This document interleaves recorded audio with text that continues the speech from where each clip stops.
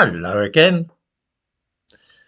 I always enjoy watching people hold tenaciously to some belief or other, not because they have examined the evidence, weighed it up in their mind, and come to a rational conclusion, but rather because they embrace an ideology, either religious or political, which requires them to believe the thing. Some beliefs of this kind, for instance the assumption of Our Lady to heaven in bodily form without dying, are harmless enough. What does it matter to me if the doctrine of the Catholic Church means that members must subscribe to the view that the Virgin Mary was taken up into the sky in this way? Other ideas, though, which are accepted without any supporting evidence, can be pernicious.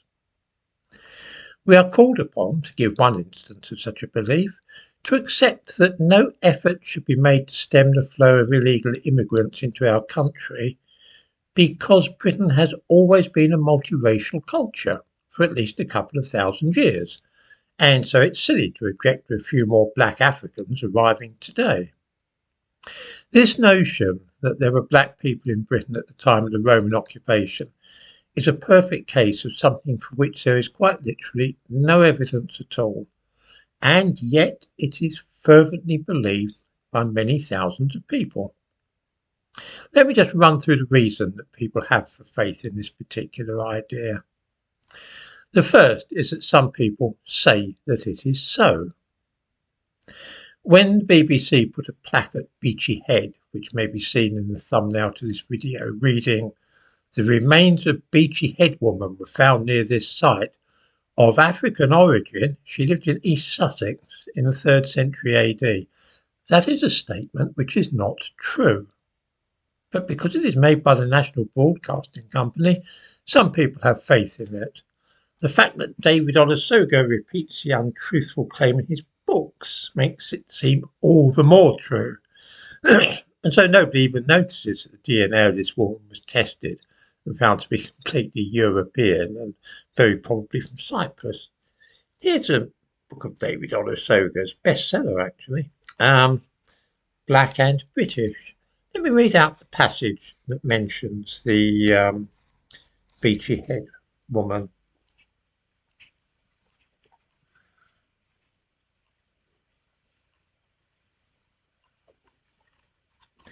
Where are we now?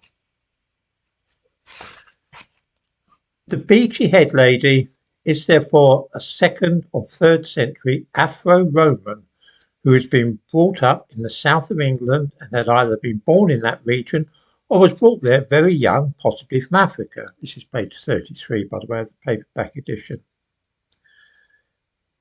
The Beachy Head lady, the first black Briton known to us, had lived and died in rural East Sussex by the Channel coast with its white cliffs and green rolling hills. He writes well. I'd say this for him, he's got a good style. However, it's a complete fairy tale. It's absolutely untrue. The bold, untruthful assertion, has worked its magic. Surely someone that speaks with such assurance and hangs out with the BBC can't just be making it up. Well, yep, he is making it up. In the description to this video, I give a link to the DNA evidence about this. There is absolutely no DNA evidence at all that any black people ever lived in Britain at the time of the Romans. So, what other evidence do we have? What reason do we have for believing that there were black people then? Hadrian's Wall sometimes gets brought into the business because an inscription there tells us that there were troops there from the Roman province of Mauritania. This causes confusion, and some of the confusion is engineered and encouraged because, of course, there is today a West African country of this name, but that has nothing at all to do with the Roman province, which covered a small part of what is now Morocco and Algeria in North Africa. We know that most of those living there at that time were of Carthaginian origin, that is to say from modern-day Lebanon, or Berbers, or Romans from what is now Italy. We know this from DNA tests of skeletons from the time, none of which have shown any evidence at all of sub-Saharan DNA. We know as well that there are paintings and sculptures and written sources that describe that province, and none of them make any mention at all of black people. There may have been black people in that part of the Roman Empire, but there is no evidence at all for the idea, and therefore no reason to think so.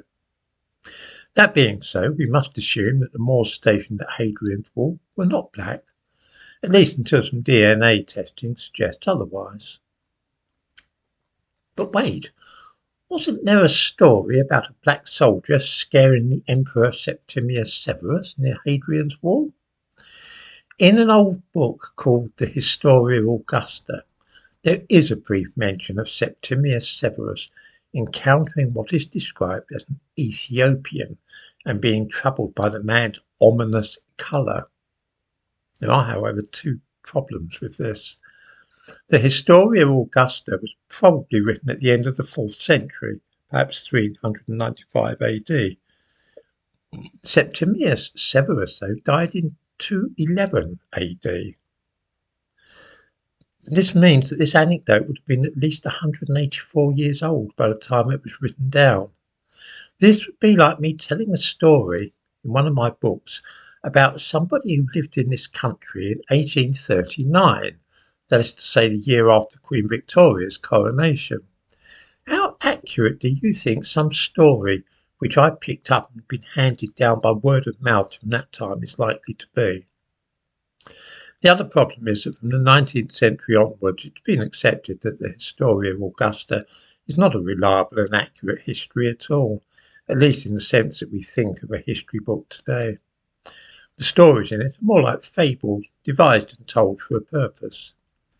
For this reason, we cannot really rely upon this anecdote. And that's it.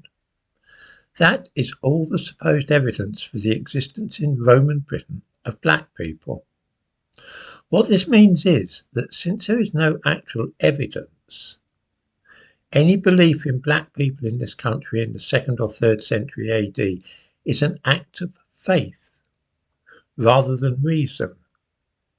It is very similar to religious dogma, the unquestioning belief in, say, the resurrection of Jesus after the crucifixion.